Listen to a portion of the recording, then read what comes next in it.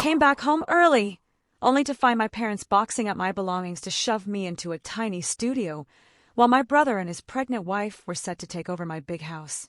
"You don't need space," they laughed. "I call the cops." Can you imagine walking into your own home, completely exhausted after a long trip, only to find your entire life packed into cardboard boxes by the very people who were supposed to love and protect you? That's what happened to me, Katie, and it was the moment I realized the love my parents offered had always been a chokehold. So, picture this. I'm 27. I've just landed a huge promotion at Meridian Partners, this prestigious marketing firm in Chicago. I've busted my butt for 5 years, late nights, weekends, you name it, climbing that corporate ladder. My career, absolutely thriving. My living situation, though, still in my parents' guest house, about 30 minutes outside the city. It started as a temporary thing after college to pay off loans, but somehow, 3 months turned into 5 years. I paid rent, had my own entrance, kitchen, bills. I thought I was independent enough. My parents, Robert and Eleanor Parker, always sold it as saving for your future. But my younger sister, Madison, who moved downtown with roommates right after college, had seen right through it. I envied her clean break. The signs of their control were always there, especially my mom's. High school college applications. She'd just eliminate the ones she thought were too far. College. She'd call my roommates to check on my study habits.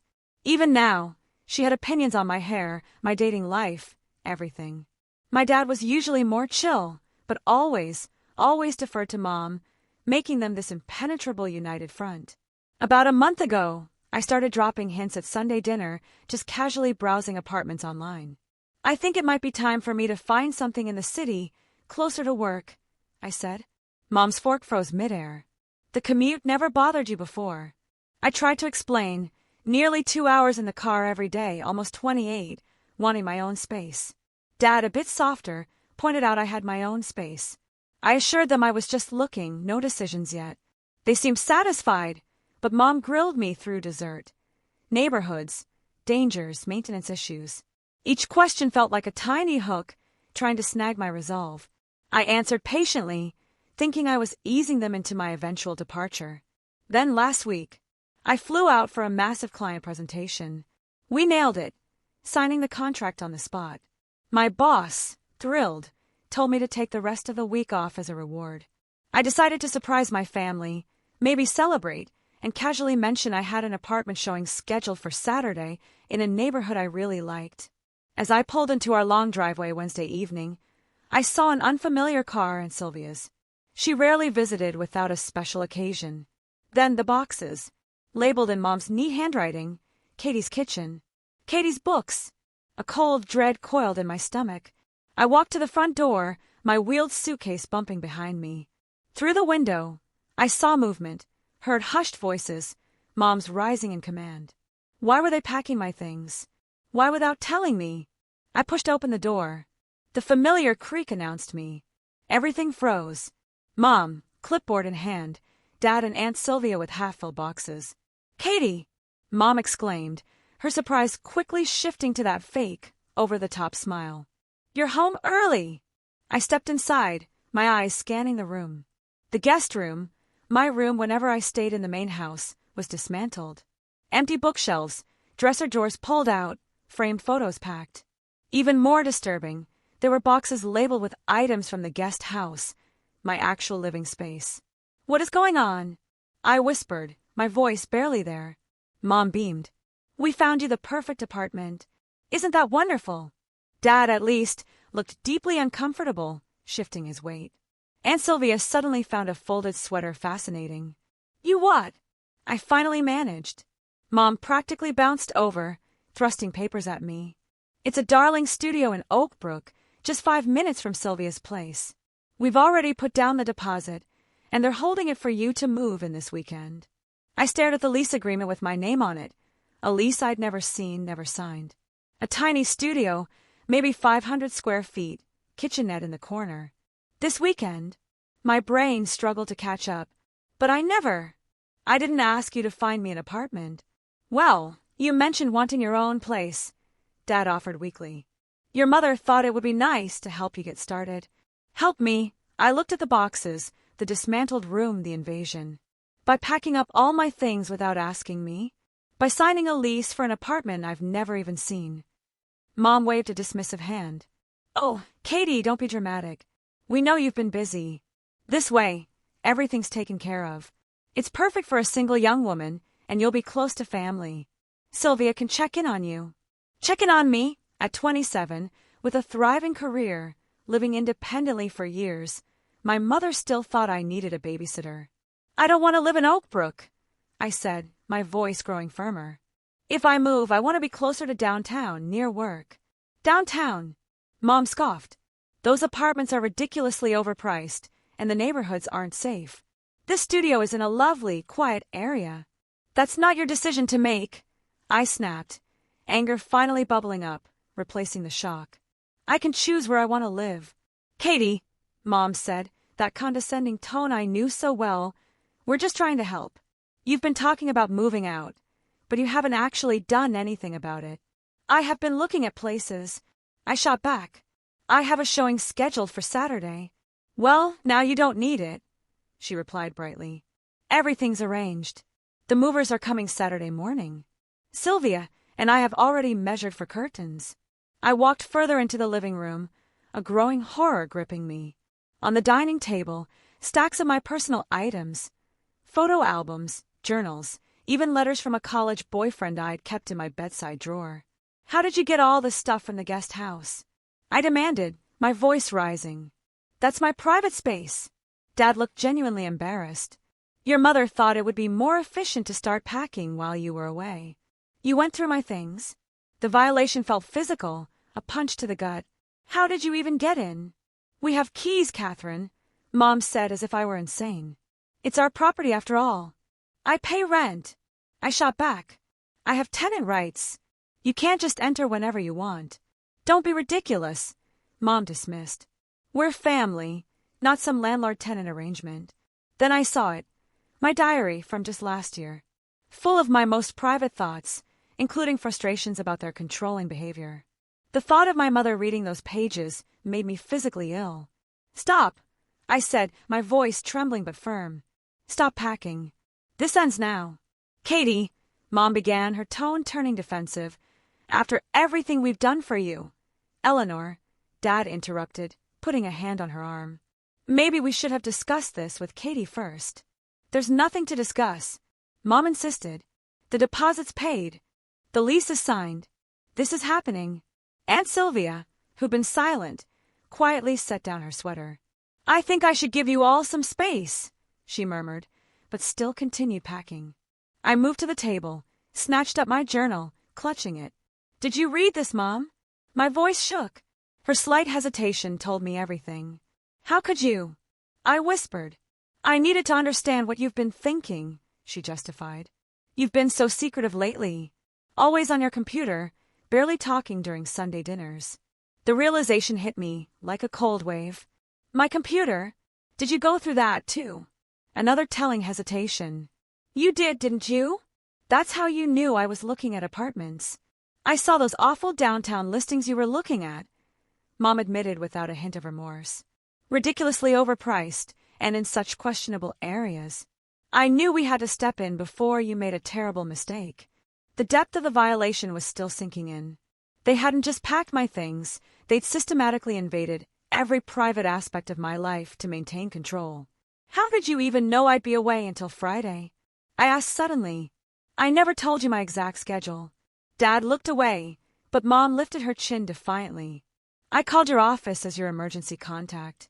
That new assistant of yours was very helpful. You posed as me? I gasped. That's completely inappropriate. It was necessary, Mom insisted. Otherwise, we wouldn't have had enough time to arrange everything. I looked at my father, desperate for an ally, but he just shrugged helplessly. Your mother thought it would be a nice surprise, he offered weakly. My entire life flashed before me. College applications lost for schools too far away, a scholarship my mother forgot to tell me about, boyfriends subtly criticized until I doubted the relationships myself. Even my career choice had been influenced by their constant comments about the stability of marketing over my original interest in photography. I grabbed my phone to call Madison, needing to talk, but it went straight to voicemail. Perfect timing. "Catherine," Mom said, using my full name, her laying down the law voice. "I know you're upset, but you're overreacting. This is for your own good." "My own good?" I repeated, incredulous. How is violating my privacy and making decisions about my life without my input for my own good? "You're not thinking clearly about this," she continued. "The studio is perfect for a single woman. You don't need all that space you were looking at downtown. That's not for you to decide." "Well, someone needs to make sensible decisions here," she snapped, her helpfulness finally cracking. "You clearly aren't ready to make these choices on your own." That was it. The final straw. The implication that at 27, with a successful career and independent life, I was incapable of choosing my own apartment. "Put everything back," I demanded. "Now. I'm not moving into that studio." "It's too late," Mom replied coldly. "The deposit is non-refundable." "That's your problem, not mine," I said, surprising myself with my firmness. "I never asked you to do any of this." "After all we've done for you," she began, voice rising. It was the start of the familiar guilt trip, the script I'd heard my whole life. But for the first time, I wasn't going to play my part. "What exactly have you done for me that gives you the right to make my decisions?" I asked, my voice steady despite the storm inside me. Because from where I'm standing, this looks like control, not love. Mom's eyes widened in shock. This wasn't how our arguments usually went. I was supposed to get emotional. She was supposed to remain cool and reasonable. I was supposed to give in. "Control," she repeated incredulously. "We've given you everything. A place to live, support for your career. I pay rent." I interrupted. "I've been financially independent since graduation. And as for my career, you tried to talk me out of taking my current job because it wasn't the safe choice you wanted." "We only want what's best for you," Dad interjected, trying to defuse the situation. "No," I said firmly. "You want what you think is best for me, which isn't the same thing." Mom's face hardened. "This apartment is happening, Catherine. We've already given notice on the guest house." The words hit me like a physical blow. "You what?" "We gave notice," she repeated. "Your cousins Thomas and Amber need a place to stay while their house is being renovated. They're moving into the guest house next month. Without asking me." I was nearly shouting. "That's my home. You can't just decide I'm moving out." "It's our property," Mom said coldly. "And it's time you had your own place anyway. The studio is perfect." "It's half the size I need," I protested. "And in Oak Brook, I'd be commuting an hour and a half each way to work." "You could look for a job closer to home," Mom suggested, as if changing the career I'd built for 5 years was a simple matter. "This is insane," I muttered, running my hands through my hair. "Completely insane." I turned to my father, a last desperate plea for support. "Dad, you can't think this is okay." He looked uncomfortable but shrugged. "Your mother has put a lot of thought into this, Katie. The studio really is nice, and the neighborhood is safe." "That's not the point." I was struggling to make them understand. "The point is that this is my life, my decision." I walked over to one of the open boxes, peered inside, and my heart dropped. "Where's my grandmother's jewelry box?" It was a special gift from my dad's mother before she passed. Mom and Dad exchanged glances. "Mom," I prompted, a new fear taking hold. "Where is it?" "Well," Mom began, not quite meeting my eyes. "Since you weren't using it much, I thought Amber might appreciate having it." "You gave away my grandmother's jewelry box." I was incredulous. "Without asking me." "You have so many things you never use," Mom justified. "We thought it made sense to pass some items on to family who could use them." "What else?" I demanded, looking around frantically. "What else did you give away?" Neither of them answered immediately, which told me everything. The antique desk from the guest house. I remembered refinishing it myself in college. Dad looked away. "My photography equipment from college." Mom stiffened. "You haven't used that in years. Thomas's daughter is interested in photography, so you just gave it away." I finished, my voice breaking. "Do I own anything in your eyes? Or is everything just yours to distribute as you see fit?" "Don't be dramatic," Mom snapped. "They're just things. They're my things," I shouted, no longer caring about composure. "Things that matter to me, that have meaning and memories attached. Aunt Sylvia finally spoke up. Eleanor, maybe you should have asked Katie first. Stay out of this, Sylvia, Mom said sharply. This is between us and our daughter. Tears welled, but I fought them back. This is beyond control, I said quietly.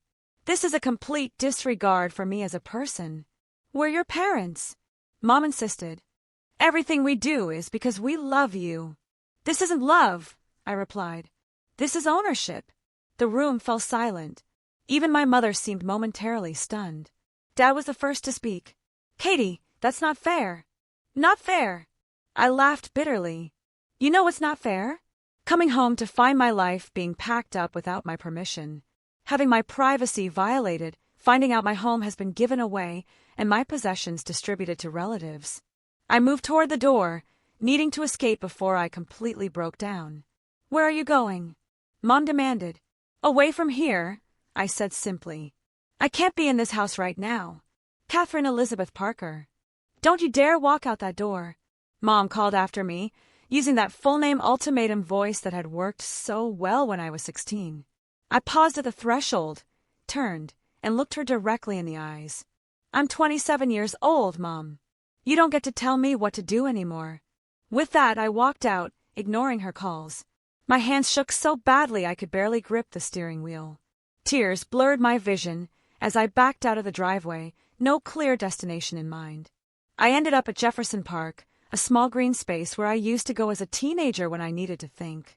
Sitting on a bench by the pond, I let the tears flow.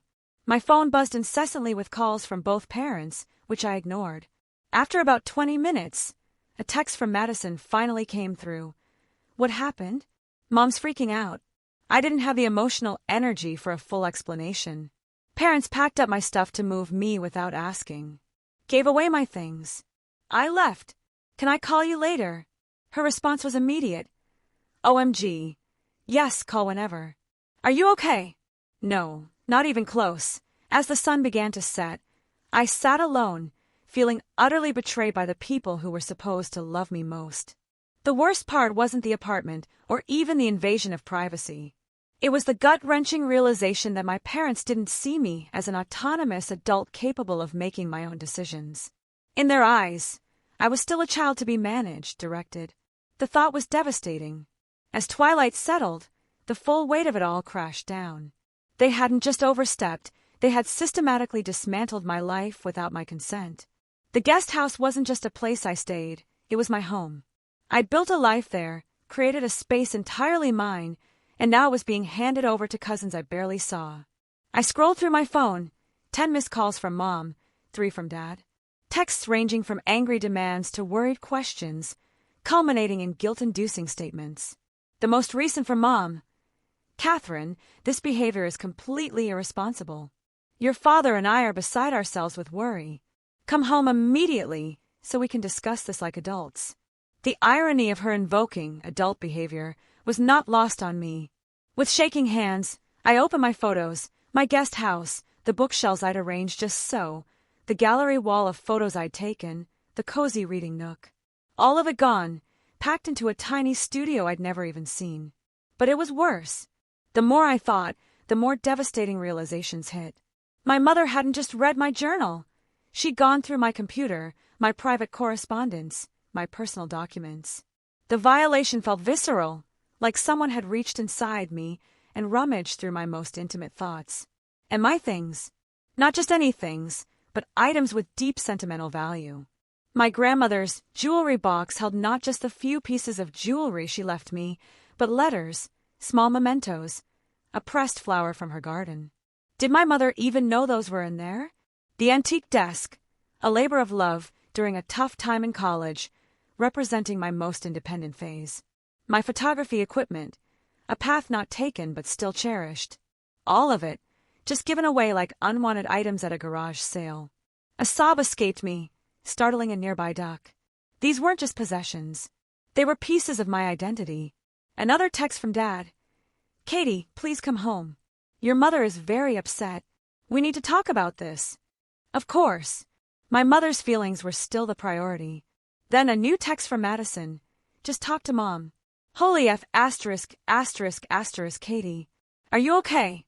Where are you? Do you need me to come get you? I texted back immediately. I'm at Jefferson Park. Just sitting here trying to process everything. Her reply, stay there. I'm coming to get you. 20 minutes. For the first time, a small measure of relief. While waiting, I tried to think rationally. I couldn't go back to the guest house tonight. A hotel was an option, but the thought of being alone made the hollow feeling in my chest expand. Madison arrived exactly 20 minutes later, rushed over, and enveloped me in a tight hug. I am so sorry, she whispered as I broke down again. Mom told me what happened, but I know her version is complete *T.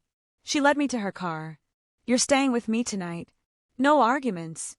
On the drive, I told her everything. Her knuckles turned white on the steering wheel. They've always been controlling, but this is next level, she said. Did you know they've been planning this for months? Months? I asked, shocked. How do you know that? Mom mentioned at Easter that they were thinking of letting Thomas and Amber use the guest house, she winced.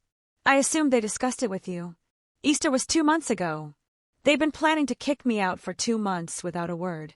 I'm so sorry, Katie. I should have asked if you knew. We rode in silence for a few minutes. You know you can stay with me as long as you need, right? She said. The couch pulls out, and it's actually pretty comfortable. Thanks, I said gratefully. I just need a few days to figure things out. But as we arrived at her tiny one-bedroom apartment, another horrible thought struck me. My work clothes, my laptop, everything I need is still at the house. Madison's expression hardened. We'll deal with that tomorrow. Right now, you need to rest. That night, sleep eluded me. My mind replayed every violation, every dismissal. By dawn, a devastating conclusion had formed. I couldn't continue having a relationship with my parents as it had been. Something fundamental had to change. The next morning, Madison called in sick. We sat at her kitchen table, making lists. You need clothes, your work laptop, essential documents, she said. Everything else can wait. I can't believe I have to find an apartment immediately, I said, my head pounding. The housing market is so competitive. Madison hesitated. My lease is up in 2 months. What if we looked for a 2-bedroom together? It would be tight, but we could make it work. The offer was tempting, but something inside me resisted. I think I need to do this on my own, I said slowly. I've been letting other people make decisions for me for too long. She nodded, understanding immediately. Then we find you your own place. But my offer stands if you change your mind. My phone buzzed. Another text from Mom. Catherine, this has gone on long enough. Your father and I expect you home today. The movers are coming tomorrow morning for your things. This studio apartment is non-negotiable at this point. The audacity was breathtaking. Even now, she was still trying to dictate terms. I showed Madison. Non-negotiable? Is she serious? Completely, I said grimly. That's how it's always been. Their way or nothing. And what happens if you just refuse to move into the studio? I considered it. I guess they're stuck with a lease they can't use. But they've already given away the guest house, so I'd still be homeless. Madison squeezed my hand. Not homeless. You have me. As we sat there, my phone rang. Not my parents, but Alicia Ramirez, a colleague who'd become a good friend. Katie, she exclaimed. I've been trying to reach you. Congratulations on landing the Peterson account. The whole office is buzzing. The Peterson account. In all the chaos, I'd completely forgotten my professional triumph. Thanks, Alicia, I said, trying to inject enthusiasm. She paused. Are you okay? You sound strange. Before I could stop myself, the whole story came pouring out. Alicia listened, making only occasional sounds of disbelief. When I finished, she didn't hesitate. You're coming to stay with me, she declared. I have a 2-bedroom apartment, and my roommate moved out last month. I've been looking for someone to take the 2nd bedroom anyway. Alicia, I can't impose. It's not imposing if I'm offering, she cut me off.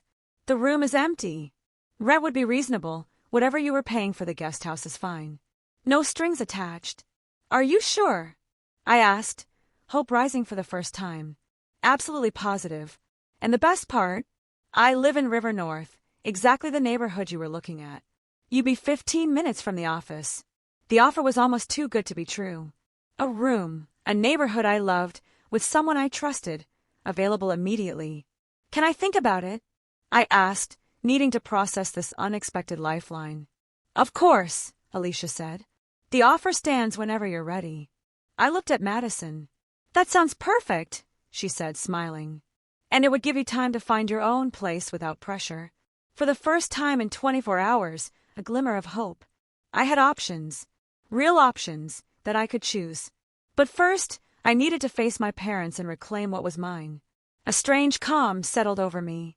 This crisis, as painful as it was, had brought something into crystal clear focus. The pattern of control had been present my entire life, and I had been enabling it. I remembered my work mentor, Janet, talking about boundaries. Setting boundaries isn't just about what you say no to, she told me. It's about defining who you are and what you'll accept in your life. The hardest boundaries to set are with the people who don't believe you have the right to have any. At the time, I thought she meant clients. Now I realized how profoundly her words applied to my family. This is my breaking point, I said aloud to Madison. I can't keep living like this. Madison nodded, understanding. What do you want to do? I'm going to take Alicia up on her offer, I decided. It's the perfect solution for now. But first, I need to get my essential belongings from the house. I'll come with you, Madison said firmly. You shouldn't face them alone. I shook my head. I need to do this myself. But would you mind being my backup? Maybe waiting in the car? Absolutely, she agreed. And I'm calling Alicia to join us. The more support you have, the better. Alicia readily agreed. Safety in numbers, she said. Plus, I have an SUV with plenty of space for your things. Before leaving, I prepared myself mentally. This confrontation would be different. No emotion, no defensiveness, no seeking their approval.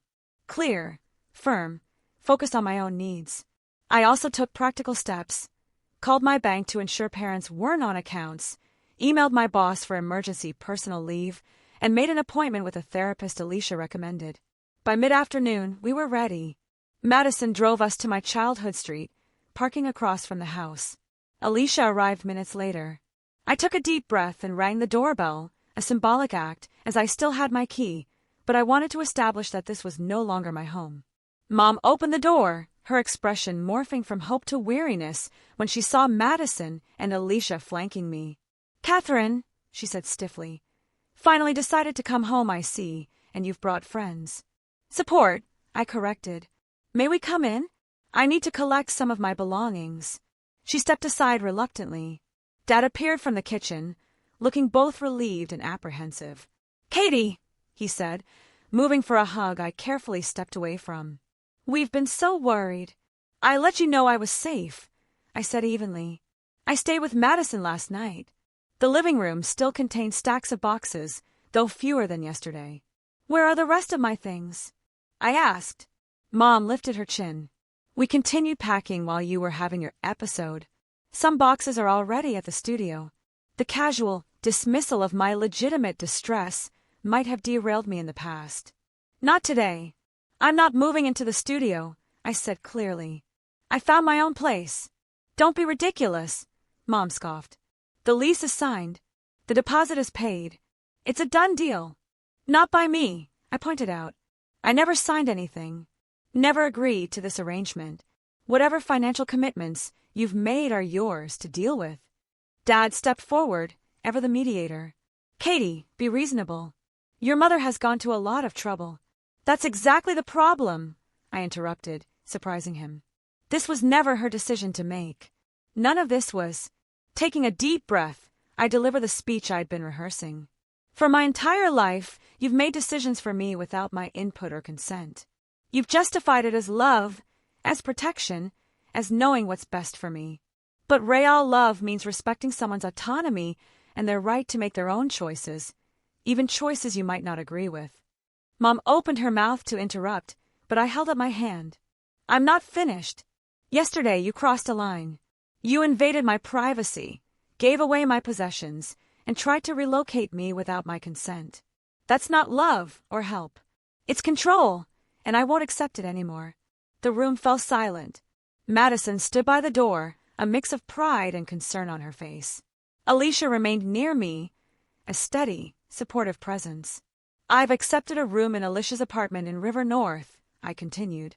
It's my decision, and it's not up for debate. I'll be moving in today. River North, Mom sputtered. That neighborhood is my choice, I finished firmly. Just like my career is my choice. My possessions are mine to keep or give away, and my privacy is mine to protect. Dad looked at me with new eyes, as if seeing me clearly for the first time. Katie, I had no idea you felt this way. I've tried to tell you many times, I said, softening slightly. But you always deferred to Mom, and she always dismissed my feelings as overreactions or immaturity. Mom's face had turned stony. After everything we've done for you, she began, falling back on her standard refrain. I'm grateful for the good things you've done, I acknowledged. But those things don't give you the right to control my life. I'm 27 years old. I have a successful career, financial independence, and the ability to make my own decisions. Clearly, not good decisions, Mom snapped. If you think moving to River North is sensible, that's for me to determine, I replied evenly. Not you. I turned to the boxes. I'm taking my essential items today. Clothes, work materials, important documents, and sentimental possessions. I'll arrange to get the rest later. And what about the studio apartment? Mom demanded. We're on the hook for that lease. As I said, that's your responsibility. You signed it, not me. For perhaps the first time in my life, I saw my mother speechless. Dad looked between us, clearly torn. Robert, Mom finally said, turning to him for support. Tell her she can't do this. Dad hesitated, then surprised us all. Actually, Eleanor, I think she can. And maybe she should. Mom stared at him in shock. What are you saying? I'm saying we went too far, he admitted quietly. We shouldn't have gone through her things, signed a lease without her knowledge, or given away her possessions. If I had objected more strongly yesterday, maybe we wouldn't be here now. It was the closest my father had ever come to standing up to my mother, and the timing couldn't have been more crucial. Mom's face flushed with anger. This is absurd. We were helping her. No, Mom, I said gently. You were controlling me. There's a difference. With Madison and Alicia's help, I methodically sorted through the boxes, taking only what truly mattered. Work clothes, laptop, important documents, and the sentimental items that hadn't yet been given away. Mom alternated between angry outbursts, tearful guilt trips, and attempts to bargain. At least look at the studio before deciding, she pleaded. It really is lovely. That's not the point, I explained for what felt like the 100th time. The point is that you made this decision without me. Dad hovered uncomfortably, occasionally helping us carry boxes to Alicia's SUV. At one point, he pulled me aside. Katie, I owe you an apology, he said quietly. A real one.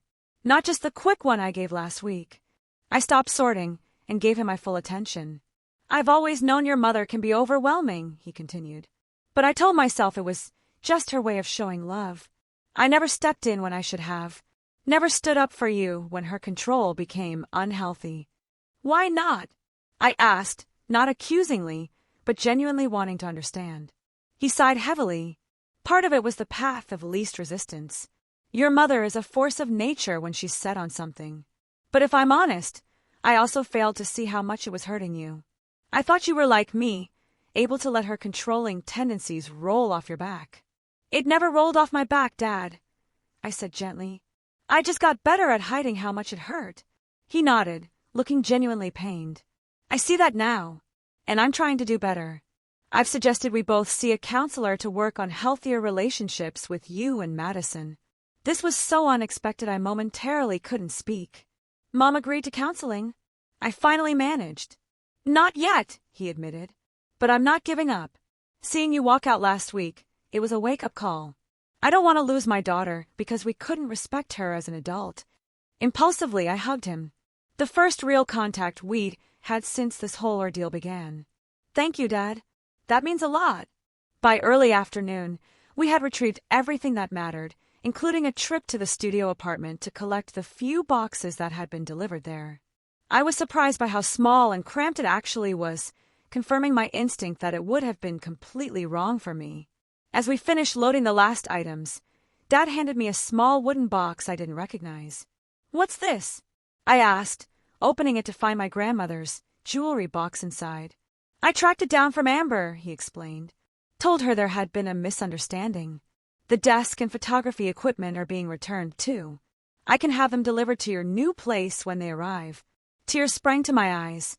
"Thank you," I whispered, clutching the box. As we prepared to leave, Dad asked hesitantly, "Would it be okay if I called you sometime?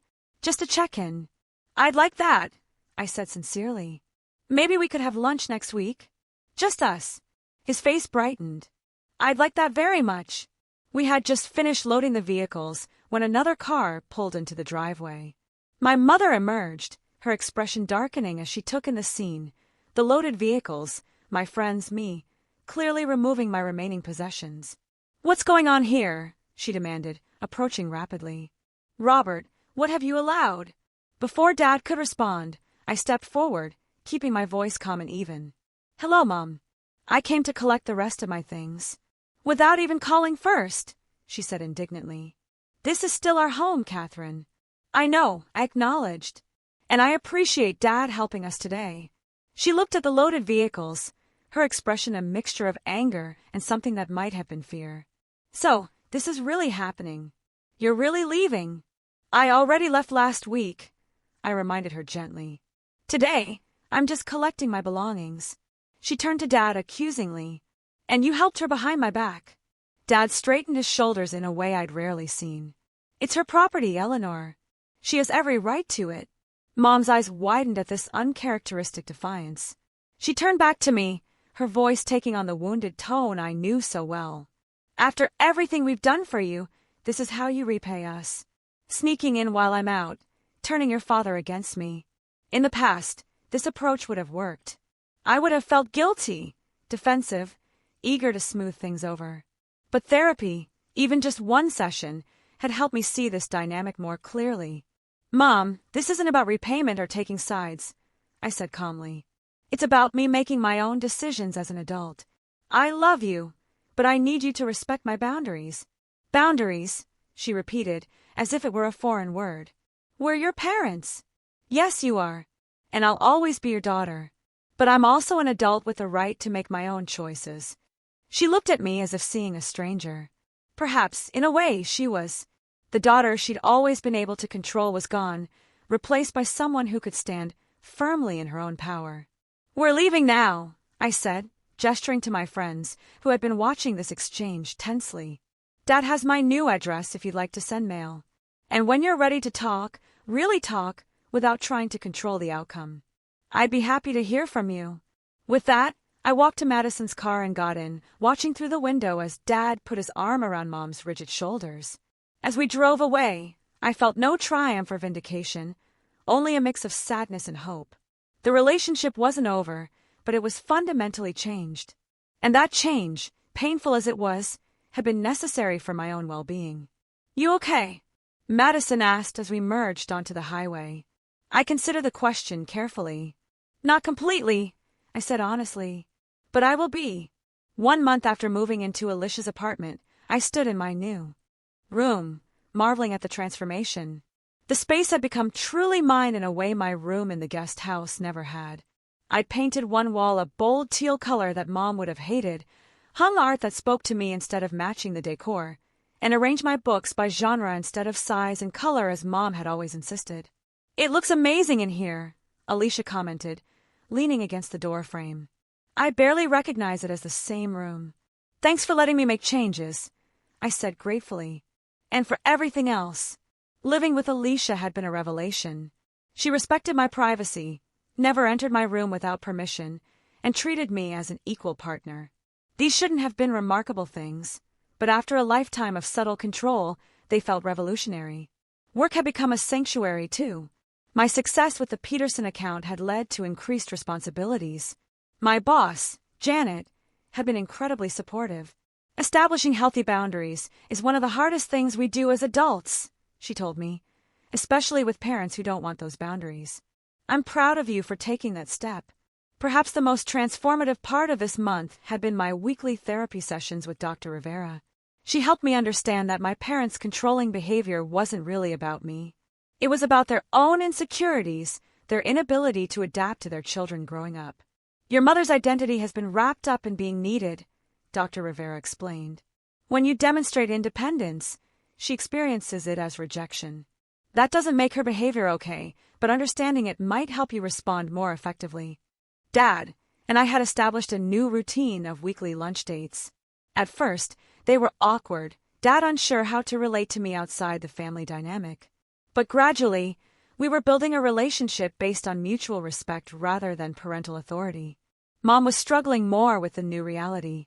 She called several times, each conversation a mixture of guilt trips, passive-aggressive comments, and occasional genuine questions. I maintained firm boundaries, ending calls when she became manipulative and expressing appreciation when she made efforts to respect my autonomy.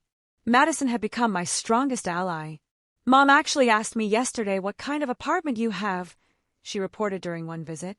Not to criticize, but because she wants to send you a housewarming gift. Really? I was skeptical but hopeful. Really? I think seeing Dad stand up to her was a shock to her system. She's realizing she might lose both of us if she doesn't adjust. By the 3-month mark, I had found my own apartment, a 1-bedroom in the same neighborhood as Alicia's. It was smaller than the guest house, but entirely mine. The day I signed the lease was one of the proudest moments of my life. Are you sure you don't want me to help with the deposit? Dad had offered. I appreciate the offer, I'd said sincerely, but I need to do this on my own. He nodded, understanding in a way he might not have before. I'm proud of you, Katie.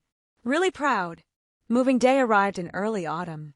Alicia, Madison, Paul, and several other friends formed a volunteer moving crew, turning what could have been a stressful day into something joyful. As we carried the last box into my new place, my phone rang. Mom calling. Should I get that? Madison asked, seeing me hesitate. I took a deep breath. No, I've got it. Hello, Mom. I answered, stepping onto my small balcony for privacy. Catherine, she began formally, then softened. Katie, your father tells me today is moving day. That's right, I confirmed. We just finished bringing in the last of my things. A pause. Is it a nice place? The question seemed genuinely interested, rather than judgmental. Yes, it is. 1 bedroom, good light, walking distance to work. Another pause. I'd like to see it sometime if that would be all right with you. The request, phrased as a request, not a demand, represented significant progress. I'd like that, I said cautiously. Maybe in a couple of weeks, once I'm settled. That would be fine, she agreed, sounding almost relieved. I have something for you. A housewarming gift. Nothing big, just something I thought you might like. Thank you, Mom. That's thoughtful. We spoke for a few more minutes, the conversation less strained than any we'd had since the blow-up. As I hung up, I felt a glimmer of hope that perhaps with time and continued boundaries, we might build a healthier relationship. 6 months after the day I'd walked in on my parents packing my belongings, my life had transformed completely. My new apartment felt like home in a way no place ever had before.